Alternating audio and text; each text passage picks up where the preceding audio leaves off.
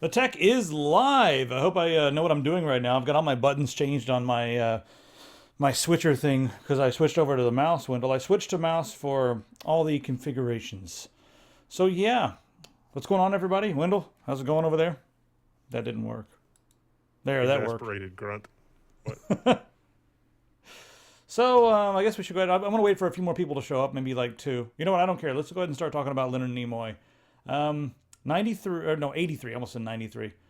He did live long and he did prosper. So, little moment of silence for Leonard Nimoy here.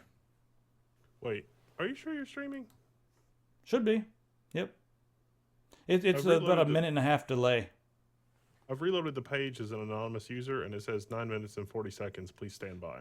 It'll be there. It'll show up in a second. It's it takes forever to show up. We're there. Okay. Anyway, moment of silence for Leonard Nimoy. Just a few more seconds of silence, just so I can make sure we're streaming now. Oh, we're not. They're not receiving data from our encoder. Oh, nope, we're live. We are live, yes. YouTube's being funny right now. It was like, we're not receiving data, but now it says we're receiving data. We've been live for 8 seconds. Anyway, we'll start over there just to make sure. So, what's up, everybody? We're going to do this live because, yeah, beer check, everybody. I'm drinking Hop Nosh. That's not even here nor there at this point, but there, we're live. There's Wendell's face. All right. Yeah, rough start as usual. We got to get this whole starting on YouTube thing down. They don't make it very smooth for transitioning to live. It's kind of weird. Anyway, Leonard Nimoy. He did live long and he did prosper, 83 years old. He did a lot more than just Star Trek. A lot more. But first off, let's take just a moment here to, remember. And remember Leonard Nimoy. Take a little moment of silence there, everybody. So we're remembering him because he contributed a lot to the science world. He was an enthusiast for things technology, but he also was an artist, and he had his whole entire artistic side, which was interesting. And he just really did give a lot back to the world, and especially to nerddom, more so than geekdom, but also geekdom as a whole. So, yeah. Wendell, what were some of your favorite Leonard Nimoy moments? The Ballad of Bilbo Baggins, of course. Yes, indeed. Oh no, you're not on. Let me turn on your screen. Am I audio? Am I a disembodied voice? Being a There we disembodied are. voice is cool. I like being a disembodied voice. Yes, indeed. No problem with that. This is I told you he did more than Star Trek. There was, I think, Othello? It was Othello. There was he's in Othello, on Broadway. And it's like, wow, the guy can act. Yeah, he was a very good actor. I mean, I don't think people give him enough credit for Spock because Spock you could almost be anything and still have gotten away with it because it was a new race. It was sci-fi.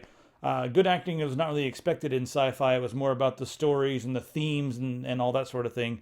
But he created a character, and he did more than just act in that. He also contributed a lot to the lore of Vulcans and also just the lore of his character.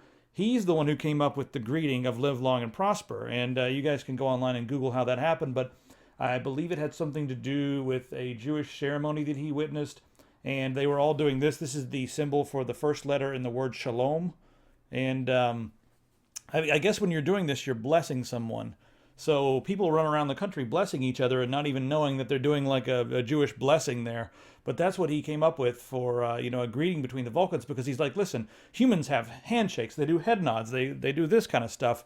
And Vulcans will have different mannerisms, and they should develop some of those. So he developed this, told the director, and the director's like, yeah, just do it. Just whatever, do it. And then the next thing you know, everybody on the street is walking around, and, every time they see Leonard Nimoy across the street, they're like, hey! And they do this to him. So, yeah, pretty interesting story there. I guess I'll tell you my favorite. Oh, go ahead. Well, I think when he was on the set of the original Star Trek, he was aloof with the rest of the cast and, sort of hung out in his trailer. But, that's method acting. It's like, let's not be overly friendly and overly chummy with all the other actors. So, neat. Yeah. Here's one of my favorite moments with Spock here. I don't really like the song "Row, Row, Row Your Boat" or anything like that, but I like this human element that they added into Star Trek V: The Final Frontier. Just gonna sit there and pluck In the beginning of the movie, he wasn't really. They were trying to play, sing some campfire song, and he wasn't really getting it. And toward the end, he has this, strangely cold but human moment. Their charisma together, all three of them, was really nice. But yeah, you guys can research that, and I wouldn't mind knowing what your favorite out there, everybody in the audience, what your favorite moments were with, with Leonard Nimoy. All right, Wendell, shall we go ahead and get down to the news? News? Let's do that. A week has passed and there's news? What? No, say it ain't so. I'm just, I just want to like hang out and go watch some Leonard Nimoy stuff. Maybe I kind of want to catch up on the non-Star Trek stuff right now. That'd be a good thing. Everyone in the comments, let me know what your favorite non-Star Trek role for Leonard Nimoy was, because I've seen a lot of the Star Trek and some of the other stuff, but not enough. All right, let's move on here. There's a very interesting article here, actually written by someone named Gilgamesh on Reddit, but it's a few bullet points. I don't think he covers everything here, but it's a quick way to sum up what has happened now that we have Title II reclassification of the internet services. Everyone is screaming net neutrality is here, and yeah, it might be. We haven't seen the full rule set yet, but after we see the full rule set, we'll really know more, about what all this means. So, I don't know, Wendell, you got any takeaways from the recent net neutrality news from the FCC? Oh, so much craziness. Now, I think there was some episode of The Tech where I promised that I would eat my hat if this came to pass. Damn it. You're going to have to eat the hat and the beard. Probably. That's what it's looking like. That's the whole thing. I just don't even know. You bastards at the FCC, I just don't even know what's happening. Now, so there were some surprising things with this. Like, okay, so net neutrality, the whole forbearance thing that we've talked about, all that, yes, that's good on the one hand. Now, there are a lot of people that are coming out and saying, oh, because the redefining broadband is 25 meg, that means that ISPs, small ISPs can't compete, blah, blah, blah. Well, no. Just because they're saying 25 meg is broadband doesn't mean the small ISPs have to stop selling whatever it is that they're selling. It just means that they should sell it.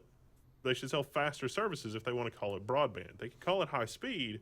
They can call it DSL because it is DSL most of the time. But they can't necessarily call it high speed. The other surprising thing with this applies to mobile networks, which is huge in my opinion, because mobile networks have basically been able to do whatever the hell they want and no one cares. And so Sprint, Verizon, AT&T, every single wireless carrier that there is screws with the traffic, and now they're not allowed to do that. So that's huge. That's beyond huge, because a lot of the mobile carriers started to want to do their own radio services and their own TV services. We covered Sprint or T-Mobile one, I think, was doing streaming radio. And now you should be able to use streaming radio with any service that you want. Not just like if you pay the $5 a month and you want to do streaming Spotify, data's data. You could do that.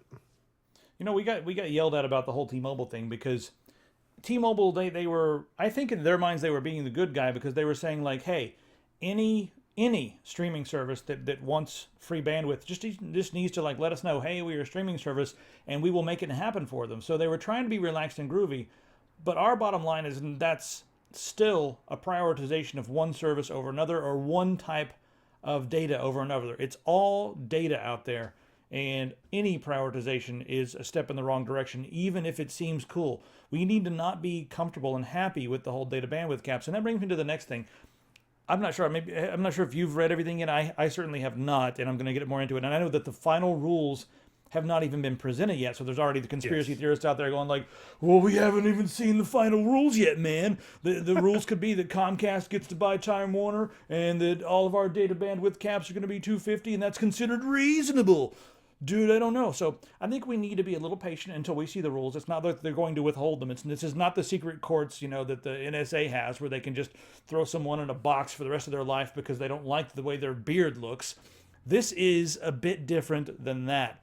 So until we see the final rules, I'm going to withhold comment and keep my conspiracy theories to myself, even though I don't really have any in this at this time. But the one thing I have not explicitly seen, they talked about paid prioritization. Of course, there's going to be no more fast lanes, no more paid prioritization.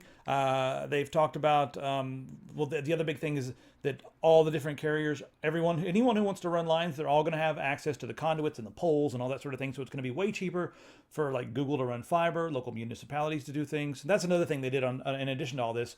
They removed any states who said, like, hey, all the local municipalities and all the small internet providers must stop. The only people who can, provide internet are Comcast and everything, and the local municipalities are not allowed to further their, expansion.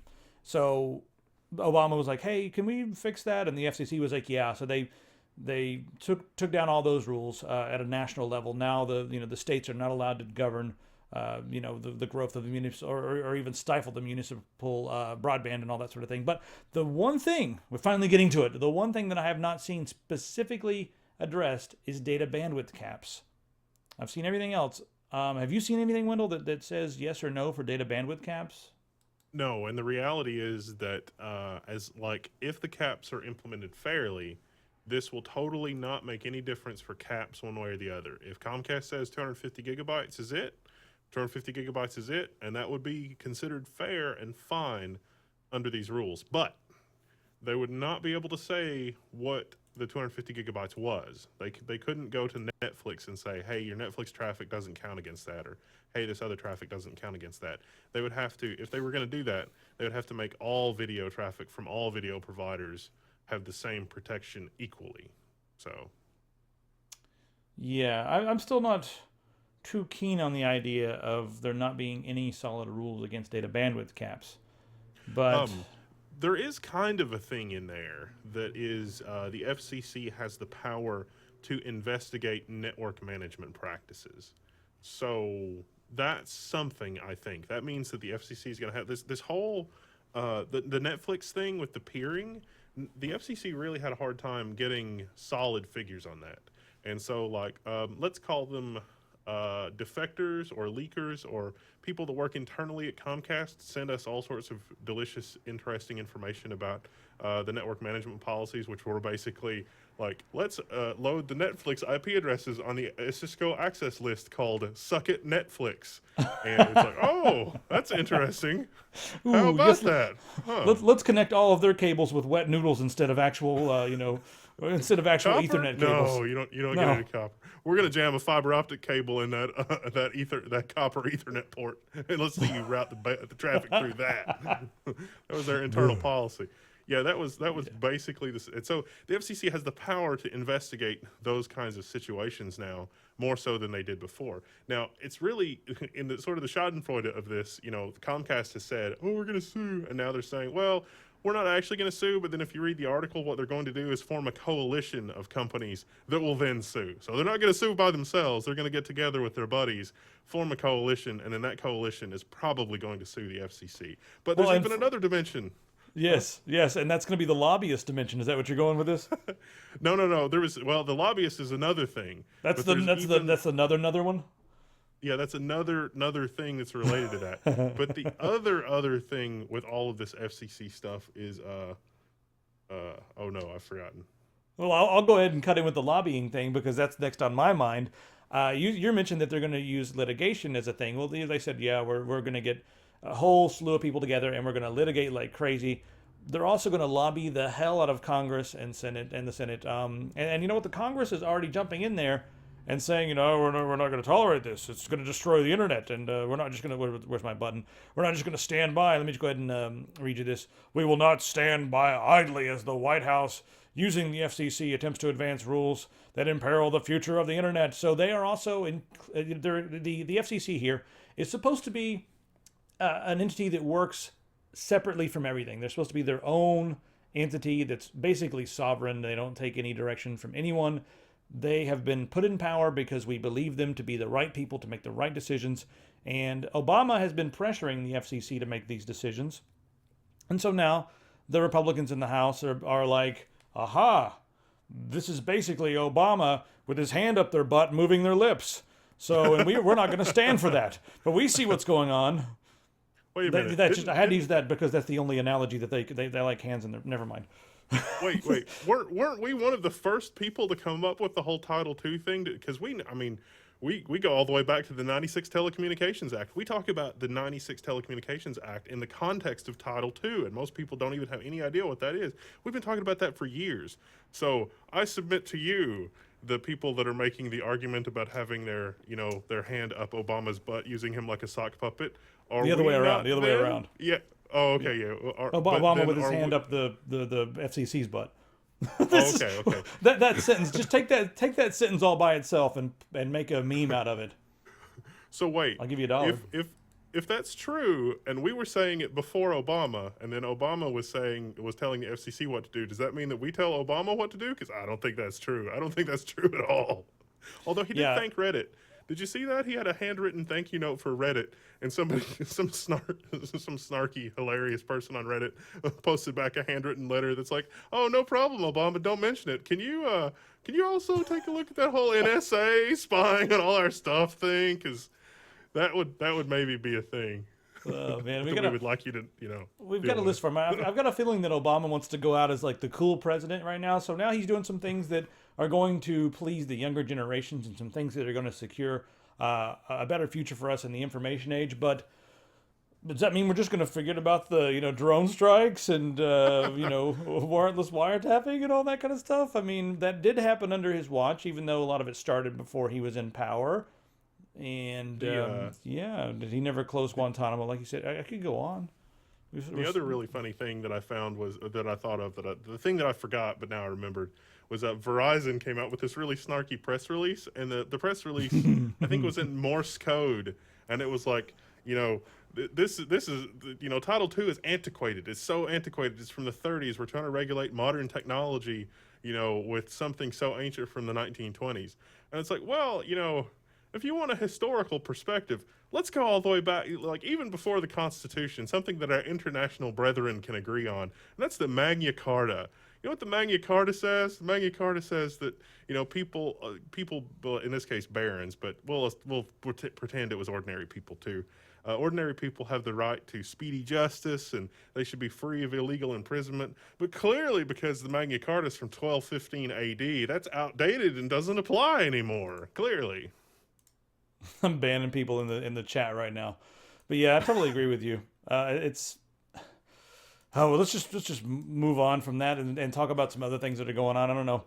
We could probably go on and make a totally separate segment on this, but we want to cover some things that are happening in the rest of the world, because as net neutrality is becoming a thing here slowly and possibly maybe could be interesting, there are other weird things going on in other parts of the world. First off, let's go over to just Europe. Now, in the EU, as in the rest of the world, there's geoblocking. And if you've been living under a rock, geoblocking is essentially where, you have a movie that you can watch on Netflix in the USA, but if you log on in Germany and try to watch the movie, it's like, oh, I'm sorry, you don't have rights to watch that here in Germany. And so then you go out and you buy a VPN so you can watch the movies you want to watch. Or a lot of times you're trying to buy a movie, and it's like, we're sorry, that movie is not available in Germany. Whereas if you drive across the border to like Austria, all of a sudden you can watch the movie again. It's just silly. But it's all about rights management, because the companies want to maximize their profits by setting up different distribution deals in each market. What that does for you guys is it means you guys don't have access to the stuff you want. And sometimes even when you show up with sweaty money in your hands, you can't buy the stuff. So what do? You probably end up pirating it. But they don't think of it that way. They just think of it as they want to get the maximum profit.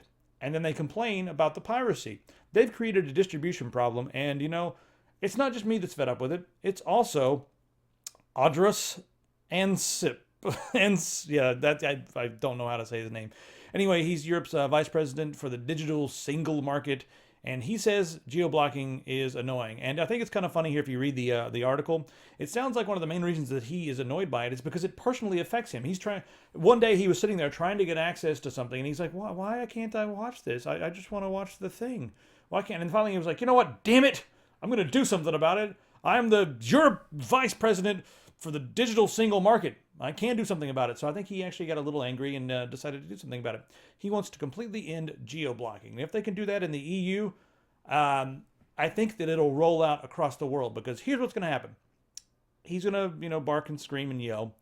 And if it happens, then all of a sudden all the companies will be like, whoa, whoa, whoa, whoa, whoa, whoa, our profits went up. What the hell? And all the people who are running around with wads of money in their, in their hands, just waiting to buy the stuff that they're not allowed to buy, are going to be like, yeah, we bought the stuff that you wouldn't let us buy. And they're going to go, oh, well, okay, I guess money is good, even if we don't have, a different distribution deal in each network. I guess it'll be okay if we have your money and you can watch things legally. I think that's what's going to happen. And then the rest of the world's going to look at it, and maybe these old idiots who are running these companies, who are using, business tactics from the 50s, 60s, 70s, and 80s, will look at this entire thing and be like, oh, I guess the problem was us all along. And then, remove some of their nonsensical policies. I'm not sure if they'll fully be able to do that, because their minds are in upside down, and they're still in this old school business mode of thinking where, walled gardens were a good thing. But now that we have the information age, walled gardens don't make as much sense. You end up blocking and frustrating people when they know, it's like before the walled gardens, it was kind of difficult to see over the wall. But now you're creating walled gardens, and people are a lot taller, because the information age makes you taller. That's my metaphor. And now they can just look over and be like, well, why can't we go over there? And then there's a guy with a gun standing there being like, because I'll shoot you. So that's a good metaphor, huh? I thought that was good. I thought of that. I thought of that this morning in the shower, and was like, I didn't take a shower this morning. Everything's just lies coming out of my mouth. I should be a politician. Yeah. So that's that. That's what's happening in the EU. Yeah, ready to move on, or do you got anything else to add to that? I kind of went off on a tangent there, but they think it's kind of covered, maybe. I like it in theory. It's a breakdown. That I was trying to think of an analogy that comes close to this, and it's really deregionalized labor. And so, like in America, we've got the H-1B visa program where we can import people from other countries that do complicated jobs and convert them into citizens. And other countries have similar programs. And, large companies can outsource and buy things in the cheapest place possible. But the average citizen, it's like, oh, you're importing monitors from Korea? Oh, no. It's like, oh, you're buying Windows 8 from, Russia because it's like $9 in Russia, and then importing it into the United States. Oh no, I'm sorry, that's not allowed. You're buying that's totally not how I bought mine. Textbooks? No, that's not. It's like you're buying college textbooks overseas and importing those. No, that's not allowed. That's not allowed.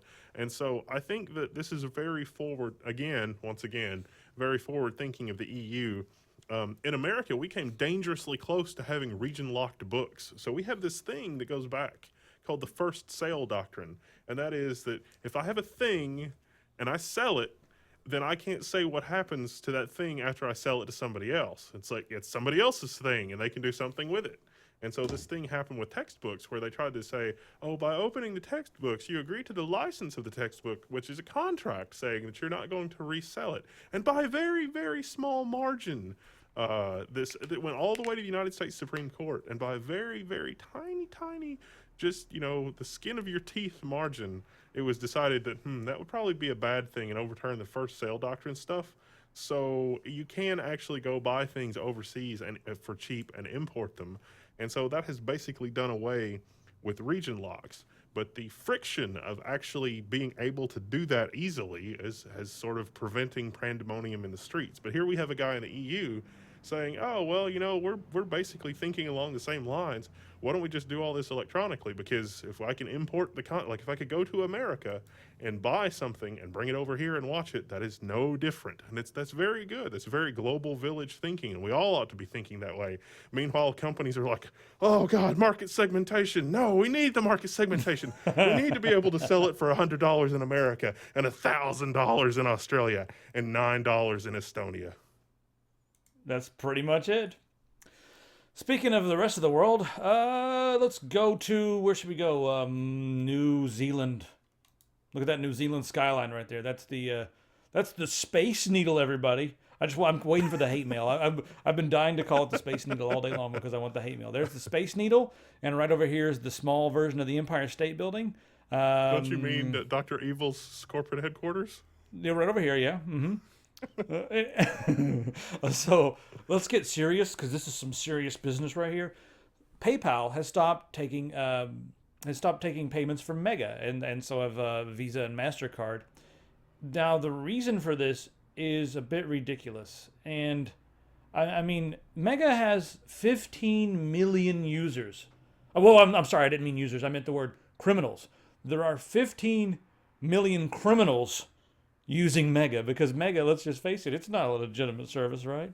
Let's just see here what the MPAA and the Digital Citizens Alliance have determined. So there was a report published, well, I'm on the wrong screen. There was a report published by NetNames, and that was funded by those two entities. And they claimed that Mega's business is not a legitimate cloud storage service. And then we've got freaking Senator Leahy from Vermont, who is pressuring, Visa and MasterCard to cease providing payment. And then they helped pressure PayPal to cease providing payment. Now, I'll go ahead and me scold Senator Leahy. Senator Leahy, stop it. You're old. Stop that crap. He's way too in bed with the MPAA and the RIA and all those guys. Go ahead. In the suspension of disbelief for Leahy, the one thing is that the what happened was it was a list, and so Mega was buried in the middle of a list, and it was like, Visa and MasterCard should stop accepting payments from these criminals the HSBC is doing business with, and the Mexican drug cartel, and Mega.com, and these people that eat babies, and so Senator Leahy was like, yeah, this sounds great, rubber stamp, it's awesome. But it's like, wait, Mega might actually be legit. What's going on here? And so the stats for that are there. I mean, Mega might be legit, but you know what? There may be a couple copyrighted files floating around on Mega, but there may be a couple of copyrighted files floating around on Google Drive, on Apple's, whatever the freak they call their stupid stuff. iCloud. Is that what it is, iCloud? Oh, yeah, there's an iCloud. Yeah, of course. I guess I should have just known that. I put an I was going to say iBox, or I struggle to come up with better terms, so I just put an I in front of everything. I struggle. We need a shirt. Oh, God. Oh, that's the shirt of the month. Next month, not this coming month. I think this coming month's going to be Rant 30. But yeah, next month after that, it'll be I Struggle. Let me know what you guys think. Yeah. We need... Oh, God, I can already see the picture now. Some guy, like, with his... I don't know, a MacBook and just face like this and just as I struggle. That's awful. Where were we? Where the hell were we? Oh yeah, Mega. That's right. This is mega derailed right now. So anyway, Dropbox, Spider Oak. I don't know what the hell that is, but why are they targeting Kim.com all the time? It's probably because of his flamboyance. So, if Kim could just take the money and live under a rock, he'd be fine, but he's too much of a vigilante as far as the internet goes, and he's a bit, he's freaking cocky and a bit wild, so they can't handle that. He's the person that they've chosen to make an example out of, and what they're trying to, show as an example, I am not sure. Yeah. Well, once again, it's like whatever Mega's doing, it is not as bad as what HSBC, the bank, has done and is doing. And so clearly someone has their priorities mixed up. What's wrong with HSBC? They're great. They're great. Yeah, you put your... Great for laundering money. Yeah, laundering money and helping you... Never mind. Let's move over to China, shall we? We're all over the place. Now, China, they're sort of taking a cue from what's going on in America with the NSA and stuff, and some of the other parts of the world, and they looked at what's going on, and they said, you know what? It's a good idea. We should put security backdoors and require everyone's encryption key for every company in China. So now they want security backdoors into software. They want full encryption keys. This looks like it's already gone through. So now everything you do in China, VPN access, no more. They want the encryption key for that. So even if you have a VPN for whatever, they're supposed to have the encryption key. If you're doing a financial transaction, well, they're going to have that. You're just going to have to trust them to be benevolent. Now, the reason we even talk about China right now is they are the second largest economy in the world, and this year they're probably going to be the first. I thought they should have already been the first as of now, but sometime during this year they are going to transition over and become the largest economy in the world with far less debt compared to the USA. But when you think about it in global terms, I don't know why everyone writes off China. They're huge, and most of the things that we buy are from China. And a lot of the world's ideology is from China. They're sort of beating everyone at the marketing the market capitalism game when they're a communist country and they're winning the capitalist game. It's kind of crazy, but I think it's good to keep a really close eye on China and see what they're doing, because stuff that they do can also trickle into other parts of the world. And if it becomes a norm there, it's kind of dangerous. A lot of the internet traffic does go through there as well. So I don't know enough about China culturally, or I got the impression through the 80s and 90s and early 2000s that China would sort of look to what the United States was doing to try to figure out how heavy-handed they needed to be internally. And so there's obviously very bad things like the Tiananmen Square thing and the stuff that they still do around making sure that no one has any idea what happened at Tiananmen Square and that that's not a thing. And it's sort of the subtle manipulation of that. So we see that happening in China, and that was always like, oh, that would never happen here, and never, blah, blah, blah. But then this NSA stuff and Snowden and all the stuff of really the last 10 years, there's a lot of parallels between the way that China conducts itself and the way that the U.S. conducts itself. And so what China's asking for here in law, they're just saying, this is how it is. Whereas in America, we've sort of surreptitiously sought the same level of access. And so it really leaves me in a quandary. I don't know how to look at this now. I don't know, this is a reflection of my own culture, just approaching it a different way. The state wants access to this. This is true of both Obama, and the Chinese. But it's very much seems to be a case of do as I say, not as I do. Because Obama, when talking about Chinese, is like, no, American companies must be protected. They can have all the encryption they want. And, when we're dealing with on the Chinese side, the Chinese are like, no, we need to be able to look at everything. When we're talking about our intelligence organization, the NSA is like, foreign or domestic, we don't care. We're going to capture it all. It doesn't matter to us. Just hoover it all up. I guess it's Schrodinger's data. It's all foreign until we look at it, and then it might be foreign. We don't know. That's actually a really good way. Schrodinger's data. More T-shirt ideas here. Also, I guess China's more socialist than communist. I have to Google to see exactly what their mode of government is. I guess socialism. I don't even know. I've been there a few times, but yeah. And we'll be back there soon. Should be interesting. All right. Oh no, I've done something terrible. Oh, I've lost you back there, Wendell. Let me just fix it real quick. Wendell's disappeared, everyone. And Wendell is back. There we go. I ate a cookie. Yeah, it went away for a second, but now it's back. I made it work. All right, so let's go ahead and talk about some hardware, shall we? The future of computers could communicate like humans. Now, DARPA has a project going on, and they're trying to make AI communicate on a human level, tell stories, and that sort of thing. And they're doing several different things to either train the AI, or they've got several different tasks they're trying to get the AI to perform. One is storytelling, because I mean, in AI, like you could talk to Siri, or you can say, "Okay, Google," and you could tell it to search for things, and it's still just a utility. It doesn't communicate on a human level. There's no nuance to it. There's no, humor's not injected into these things. Storytelling is pretty much impossible. But what DARPA is doing here is they're sitting down with a human and the AI, and they're telling stories back and forth. The AI tells a story, then the human tells a story. And for a human, it's kind of, unless you're just completely creatively bankrupt, yes, creatively bankrupt, I guess, then you should be able to tell a story pretty easily, even if you're just making something up or looking at the back of something and being like, hey, I went to Salt Lake City the other day and we had beer and it was really windy, and you could just tell a story. But a machine has trouble doing that because the stories are abstract.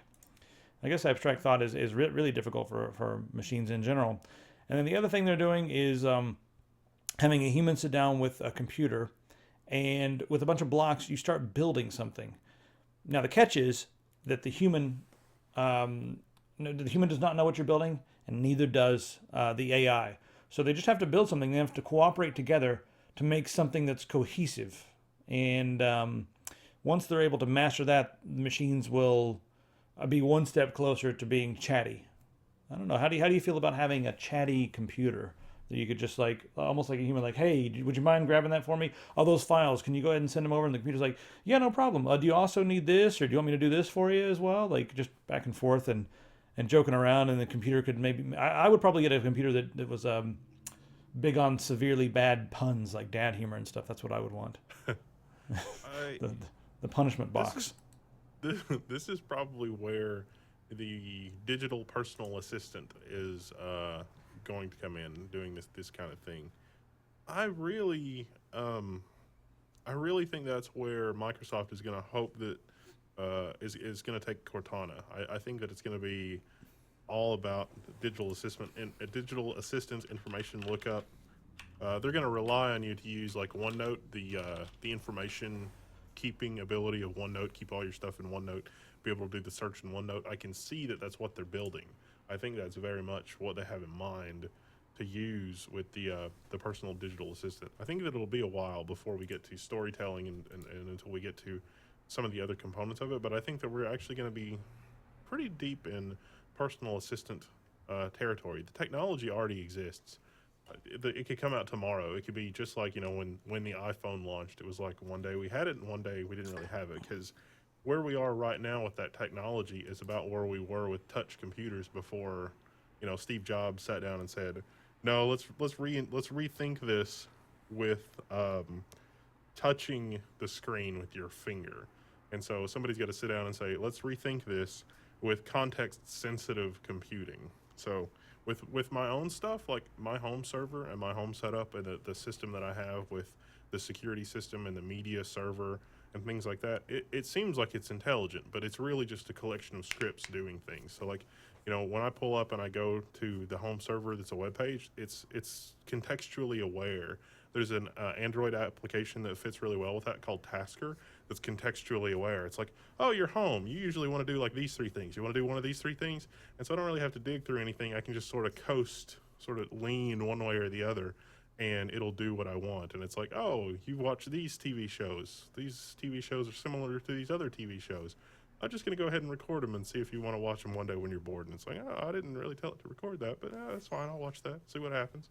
So I think that this kind of thing is going to be the new marketing. I think that if you have an agent that works for you that you can trust, then those companies that want to use that as an advertising platform will be able to make an obscene amount of money. But I think that can be done without the consumer being a commodity. I think that I can tell my bot, I'm looking for these types of things, and then my bot could go and find it. But if companies make it easier to interface with my bot to be like, hey, this is the things that we have, and it's easier to do that, then I think that that's sort of going to transform the way that marketing is done. You touched on a key thing there, and the word was trust. There are some open source alternatives to this, but I'm afraid the first iterations of the Chatty computer may end up being from Google or Microsoft, not Apple. I don't think it'll be from, even though Siri's come along, I think Microsoft and Google might be ahead of the game behind the scenes and haven't released their new Uber thing. But then you're going to have, always listening Chatty computers all around the house that are going to be talking to you, asking you what you need. And I guess my concern with that is like with a human being, when they're in the room and then when they're listening. But with this sort of thing, it's always listening, and sometimes you may take for granted that your house is listening to you or your device is listening to you. And it could be a great marketing tool for these companies. They'll be able to sell the data. And if you're talking like, oh my God, my butt hurts, then you're going to get Preparation H advertisements in your Gmail. Just mysteriously, all there it is. And you're like, and then if you're like, hey computer, why is this there? And you're like, you said your butt hurted, so I thought I would fix your butt hurt. If only it were that easy to cure butt hurt.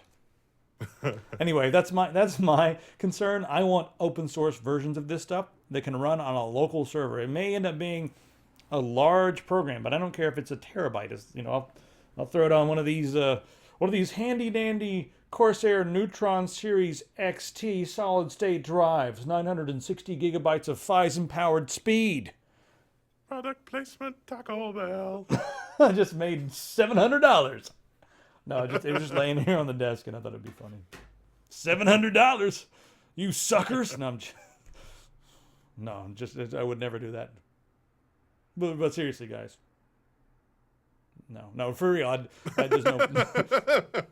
We're just messing with you. We don't even. Yeah. It's not even. No, a we thing. we would never. Anyway, let's move on and talk about some hardware, shall we? Speaking of hardware, I happen to have this Neutron Series XT drive that's also great for shaving. Dollar Shave Club. Where's that banana? We need to shave the banana. It's just like. Oh, that would be bad. That would be very bad. Oh god, my face. DirectX 12. It will allow a blasphemous task. DirectX tell that sounded like what's his name, Christopher. Blasphemous task. That now I don't know who I am. Somewhere between Christopher Walken and Shatner. Anyway, a multi GPU between GeForce and Radeon. We're not even talking like two different families of the same brand. We're talking GeForce and Radeon multi GPU. Worlds collide. Asteroid hit the Earth. Dinosaurs are dead. Fire from the sky. Sheeps and lions sleeping together comfortably without any fear. The world is over as we know it. That was a bit dramatic, don't you think? No, because it's serious. So things are not going to work the same with DirectX 12. Of course, you have lower level access to the hardware. And DirectX, for the last several iterations, AMD's been screaming like, hey, they're ignoring us. And, NVIDIA's like, we're working together with Microsoft over here on DirectX. Everything's going to be good. And AMD's like, hey, we got some ideas. Hey, guys, listen. And Microsoft's like, screw off, you bunch of idiots.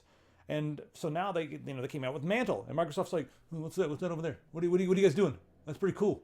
I like that. It's faster than our DirectX. Can we get some of that? So AMD actually is working together with DirectX 12. And the way that they're going to be doing SLI is going to be a little bit different as well. Whereas normally Crossfire and SLI are both SLI invented by 3DFX way back when. Anyway, it's no longer going to be the one card does one line, one card does the next line. It's not going to be like that anymore.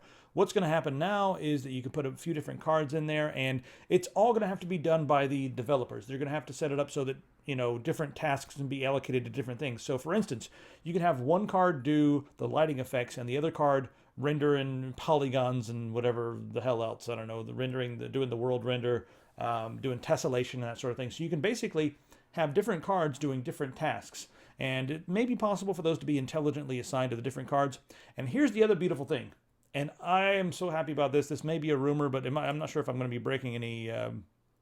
No one told me this. I made it up. So if anyone asks, I have no idea where I got this information. But if you have multiple GPUs in the same system and you're running DirectX 12 with a DirectX 12 game that's been coded properly, all your GPUs will be seen as one mega GPU. And the RAM will finally be shared. So if you have 3 cards with 4 gigs of RAM each, you're going to have 12 gigabytes of video memory. That is one healthy frame buffer, everybody. Console gamers get in a wreck, but not too bad, just like a fender bender. One thing that I have seen developers bitching about that I don't know if is fixed in DirectX 12 beta is that, okay, like let's say that you're doing a special effect, and on a certain card, that special effect is very inexpensive to do, and on another card, that special effect is very expensive to do. There's not an easy way for developers to tell what the capabilities of the card are in terms of those special effects or how it's coded or what it's going to run or, exactly how that's going to work, exactly how that's going to play out. And that's probably a problem because it's like, oh, with this graphics card, it's running at 400 FPS. And at this graphics card, it's running at 30 FPS because that card has constrained memory or something. Or like you get the new GTX 970. And so the game is like, how much video RAM is there? 4 gigs. And it's like, great, I can load 4 gigs of textures. And then all of a sudden your frame rate goes to hell because that last 512 meg is slower than Christmas. And so it's like, there's not an easy way for developers to tell. Like Microsoft is saying, oh, the interface to the card is so generic now, developers don't need to know. And developers are saying, well, now, wait a minute, that's not necessarily true. We kind of do need to know what's going on there. So, Cannot wait for that stuff to come out. And, oh, man, I've got some secrets. I have some secrets. I can't tell you guys the secrets. It's awful. This is empty. That's awful as well. I am very surprised that the VRAM architecture is such that it is basically additive now. It's not really additive. It's it is, but it's not. because the cards are working so independently that if you've got like 2 graphics cards in there, half the screen could be on one and half the screen could be on the other. Or more properly, what's probably going to happen in the first generation, the geometry will be on one card and in one card's VRAM, and the textures will be on the other card's VRAM and processed and handled by the other card. So effectively, you get to use the VRAM of both cards, even though the VRAM is being used for different things, which is really pretty cool in this architecture. Yep. More hardware news. Shall we go to some other stuff? This one, yes. Lenovo has promised a bloat-free PC, and they're giving free McAfee subscriptions to Superfish. You know what? Everything bad that I said about Lenovo, everything I said about how heinous it was that they would load these things into the bootloader, everything I said about how, it was awful that Lenovo would abuse their customers in a way that would make them completely vulnerable when they went into coffee shops so that people could still steal their personal financial information, their passwords to their email and Facebook and everything else. All that bad stuff, is made better now because Lenovo is going to give those guys a free copy of McAfee. I thought it wasn't supposed to be called McAfee anymore because the guy that wrote McAfee that retired, some sort of like Bond villain genius, was like, stop calling it that because this is horrible. Stop sullying mine. There's a great YouTube video of him smoking a cigar by lighting $100 bills on fire or something. He's a good guy. Yeah. I guess the company's now McAfee free. Anyway. So yeah, you know what? I don't even care, Lenovo. You guys can all go blow a goat. How about that? Send me a laptop. I'd love to review it because that's what we do around here. We'll say anything you want as long as you send us a laptop for free and maybe some money. Go blow a goat, Lenovo, for real. What you guys did was the most heinous thing that I have ever seen a company do. Was that evil? Should we not have done that? What do you mean? Oh, it's actually God. funny. There's an Ars Technica article you guys can Google that so based on that stuff that we found, they found like 12 more programs to do the same thing from a whole bunch of other vendors. And so, of course, Lenovo's taking the heat. But it turns out that those kinds of programs were everywhere, and we just didn't know what to look for.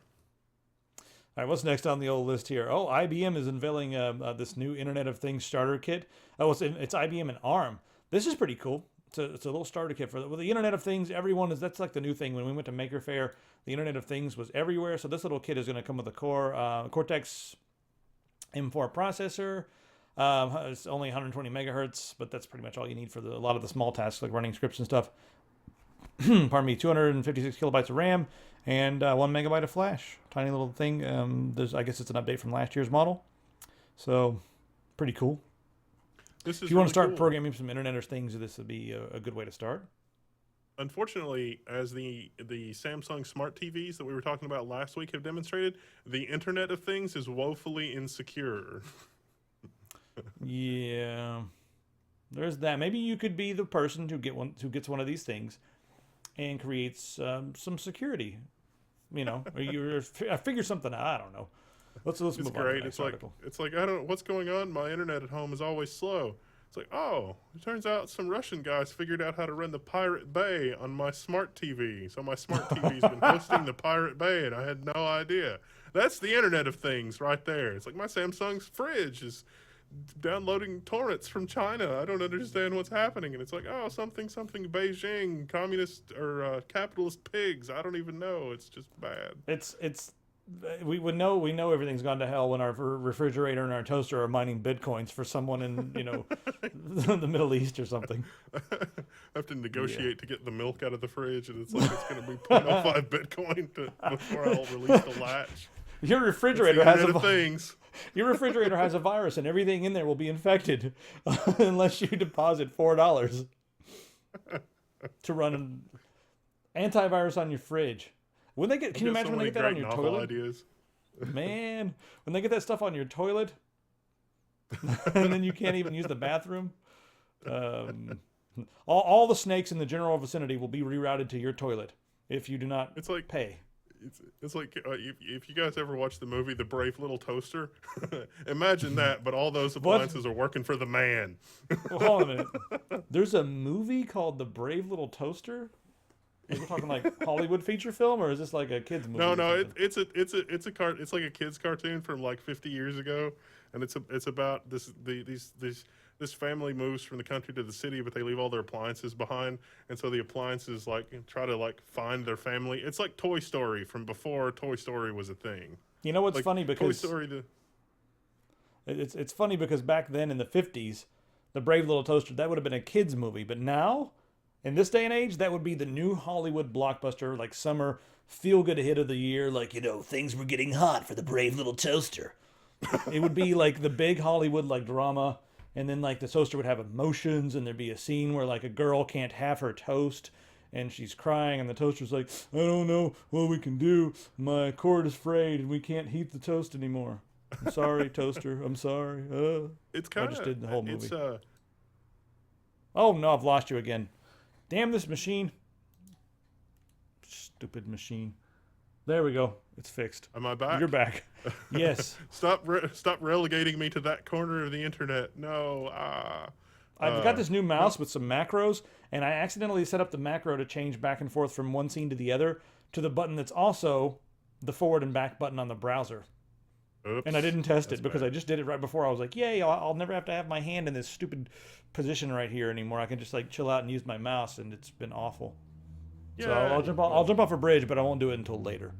Anyway, Could be worse. Yeah, no, that Yeah, it movie could was kind of a dark movie for a Disney movie. I mean, it had a happy Toaster ending movie? ultimately, but yeah, but there were. I mean, it was like, I don't know.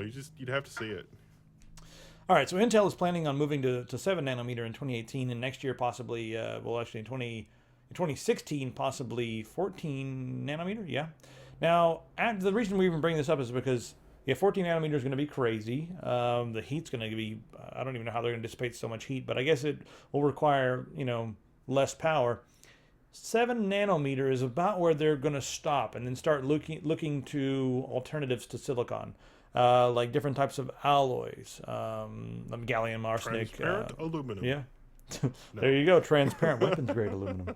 Um, I guess graphene is not listed in this article. It's probably going to be carbon nanotubes, and everyone's going to get the lung fungus, the lung death from carbon nanotubes. I don't know, but it'll be interesting to see what happens next.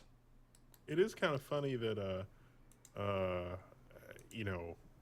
they're getting into the situation where silicon is not exotic enough of an atom, and they need to come up with something else. But the transition to that, I can't imagine the transition to that is going to be quick. Now, IBM has done some R&D on this into non-silicon materials, the gallium arsenide, and some other more exotic materials. It's going to be rough. It's going to be really rough to switch away from silicon. So we are going to see a lot of stuff sort of stay, I think, at 28, 22, 14, 12 nanometers for many, many years to come in a lot of different appliances. Yeah. But I will be surprised. I would say that it's more likely that we will switch architectures. So, like, if you want to see something that's kind of mind-blowing, check out the mill architecture for CPUs. I bet we do that on silicon before it's actually viable to switch to something other than silicon. The mill architecture could be the next best thing. Bringing up a video on it now because I haven't really looked at any videos on it. Oh, there's a whole long thing on it here from 2013. it's like Well, I'll have to watch this presentation a little later. All right. Next up on the list. Oh yeah, so we're going to talk about some science. And have you seen those articles that are saying, we're going to transplant heads from humans in 2017 because we've already done it on monkeys and we've already done it on rats, and the monkeys were just happy. They went right back to work the next day. No, they did not. They did not go back to work the next day. I've seen them, and we're here to tell you to point and laugh. So here's the problem. In order to do this correctly and maintain functionality of the body, you have to connect the spinal column correctly. And so they were able to transplant the heads, but connecting the spinal column and then making that work, well, they're probably going to have to cross a few more bridges until they get to that point.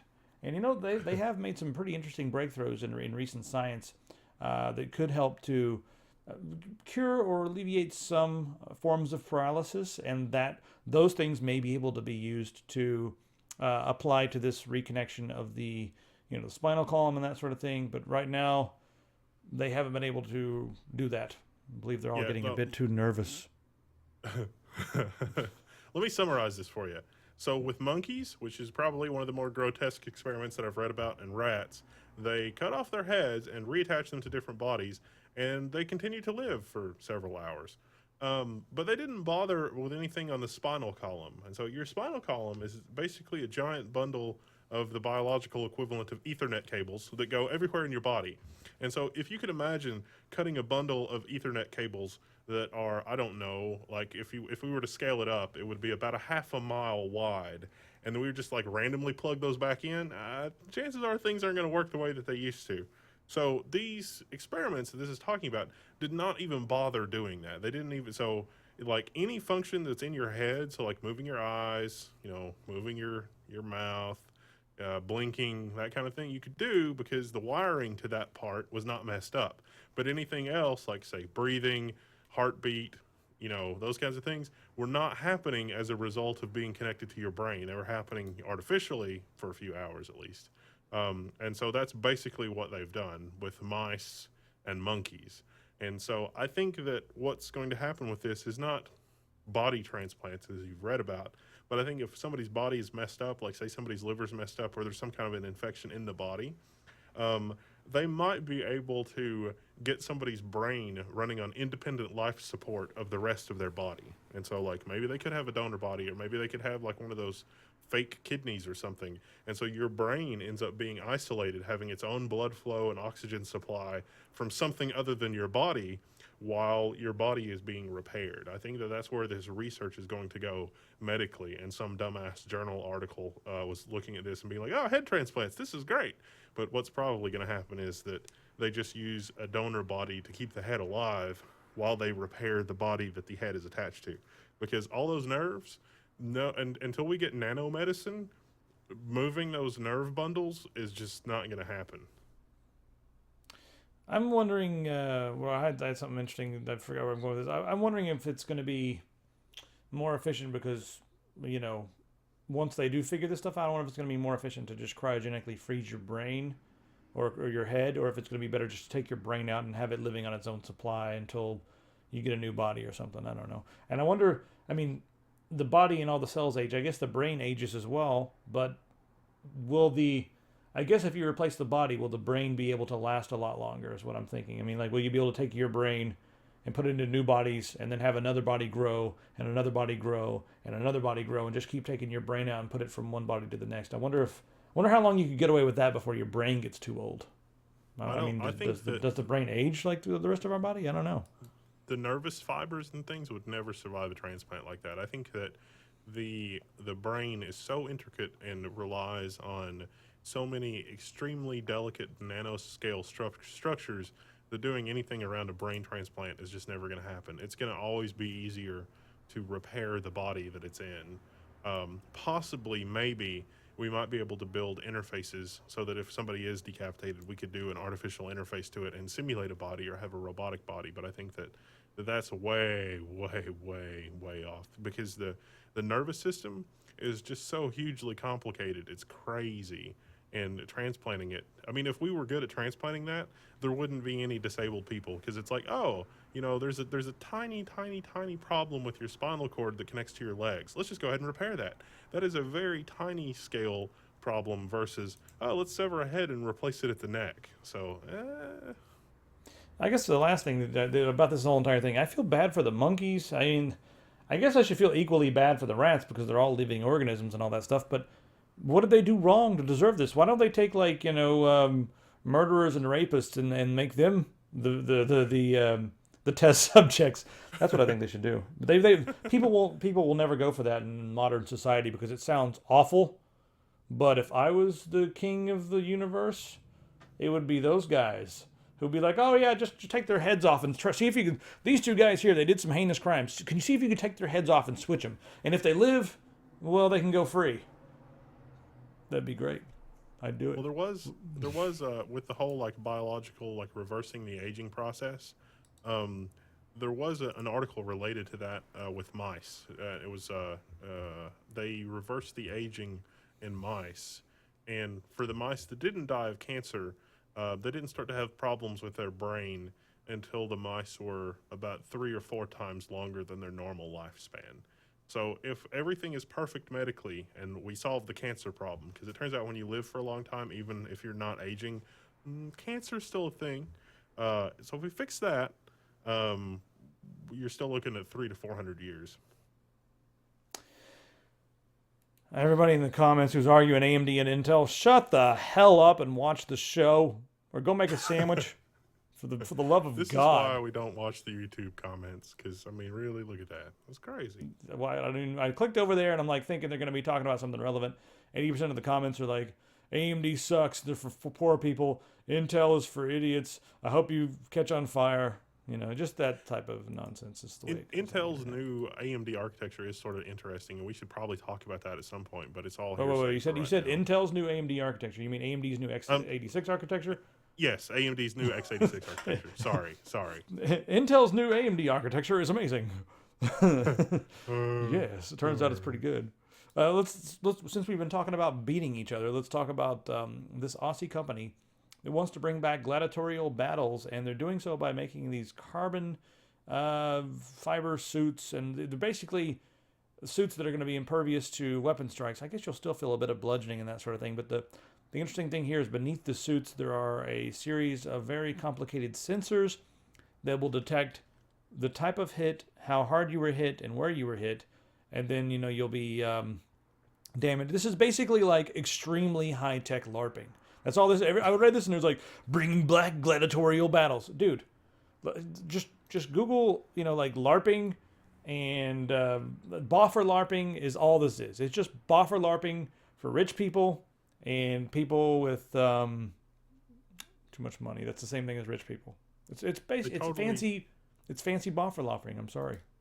They've missed the boat on this. It's already too late. Leonard Nimoy is dead. There's no way they can have the battle royale kickoff battle with Nimoy and Shatner and the no. No, that would have been the best. Yeah, now I'm not even interested anymore. Let's go ahead and talk about some video games. This sort of piqued my interest a bit. There's an N64 inspired game called A Hat in Time coming out March 7th for Steam. And the only reason I'm mentioning this, I don't even know if it looks like a good game, but I think it's kind of interesting to see a 3D platformer in the style of Banjo-Kazooie and Mario 64, because almost all of the platformers that are coming out are 2D side-scrolling puzzle platformers that are all made with the same piece of software, and the jump height is almost all the same. So there's a lot of games that are very similar coming out, and they just keep coming out. More and more I like side-scrolling games. They're fun. Side-scrolling indie games are fun.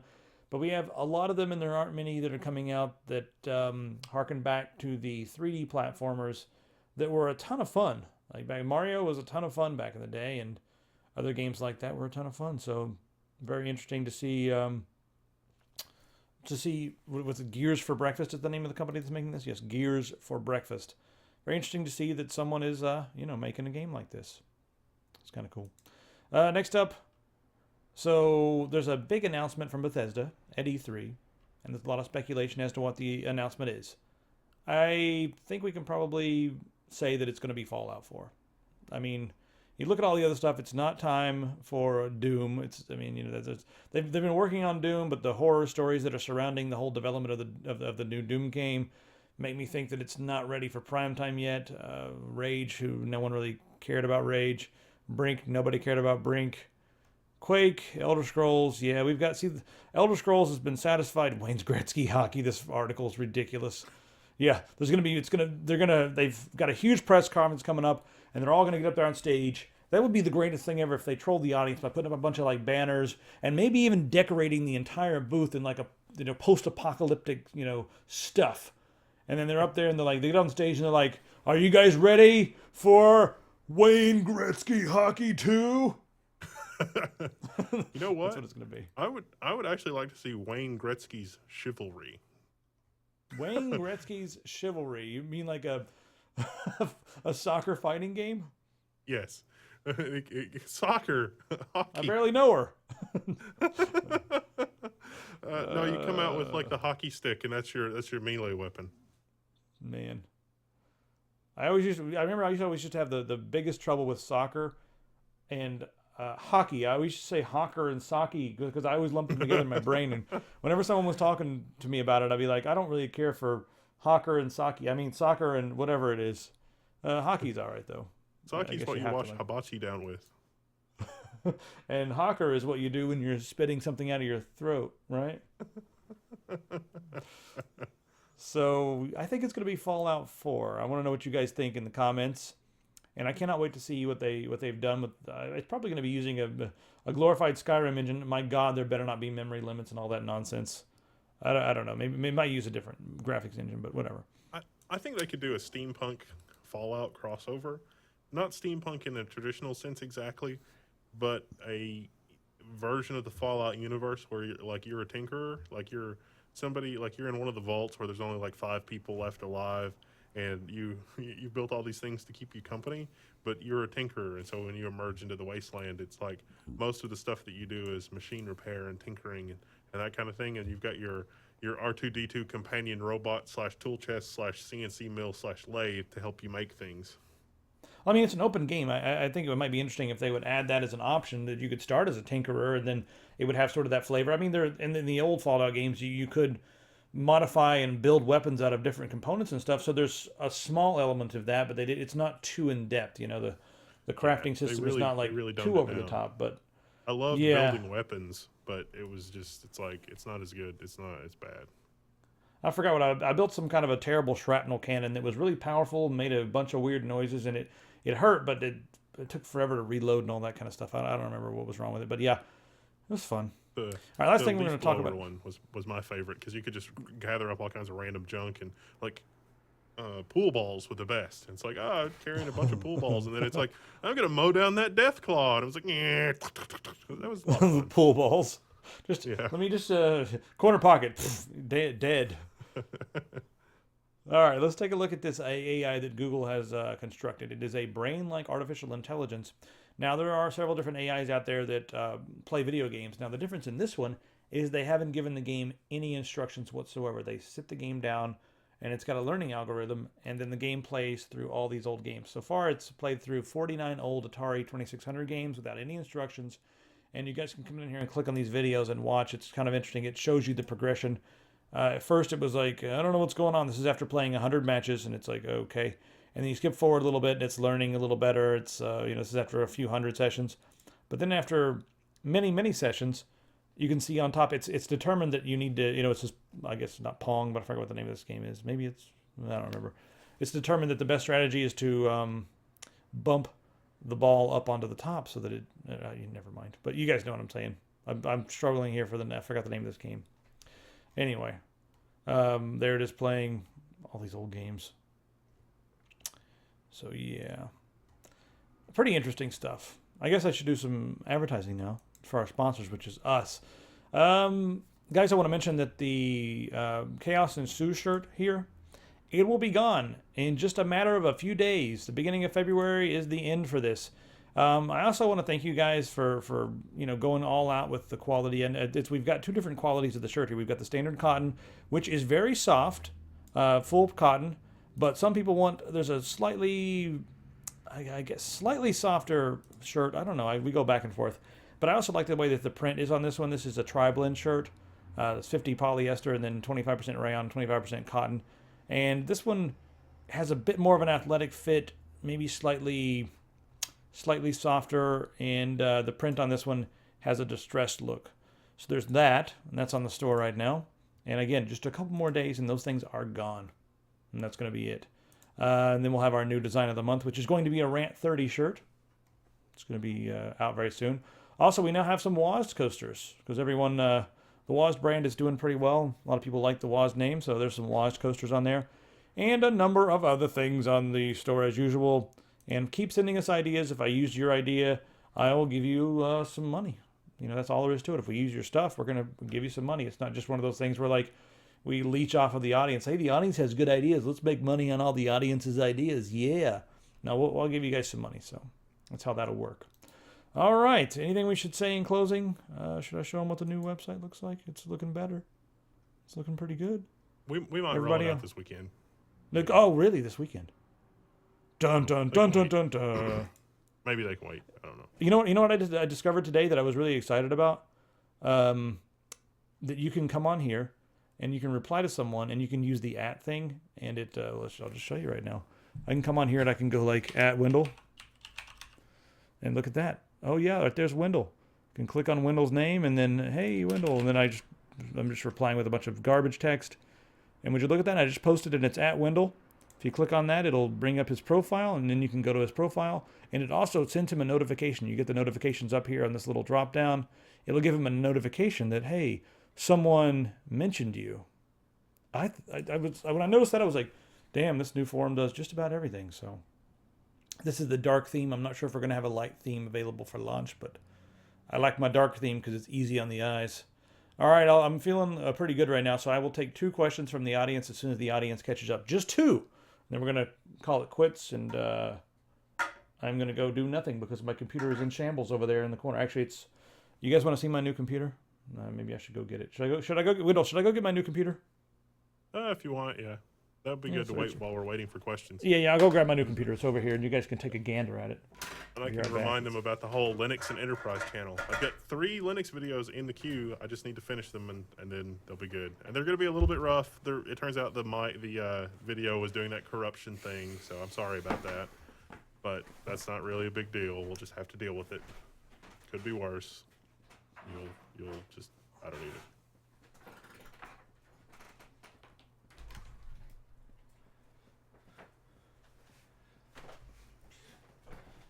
So questions? Yes? Questions? Where are the questions?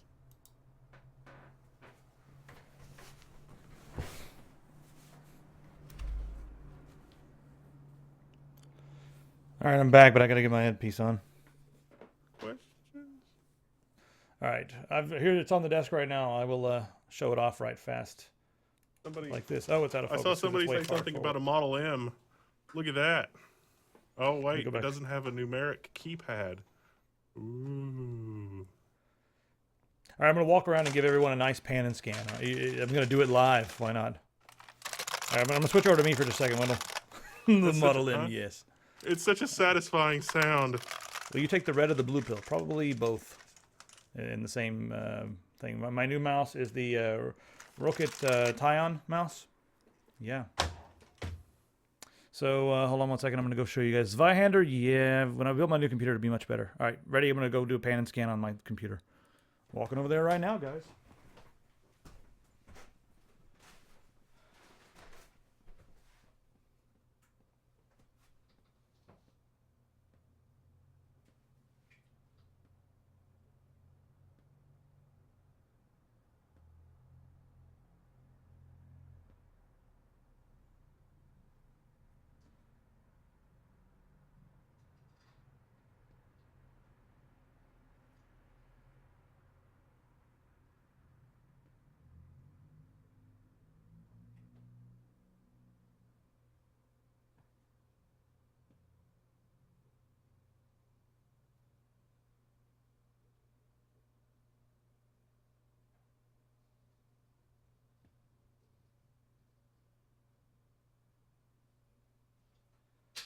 All right, that's enough.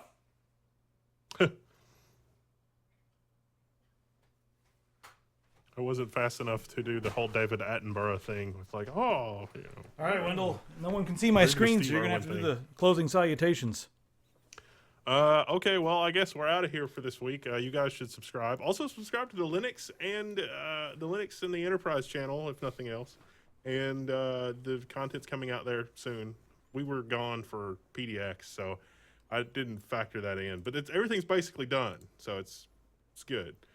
So we'll see you guys next week. Wait a second. You got to keep talking. I got to go figure out how to turn off this stupid stream. Remember, I always have those troubles on YouTube. Just pull the cable. Just pull the cable. Just got to pull the cable and run. And then I've got to go to the live events. Then I have to go to the live control room. And then I have to click on something to make it stop. So we're all just vamping now.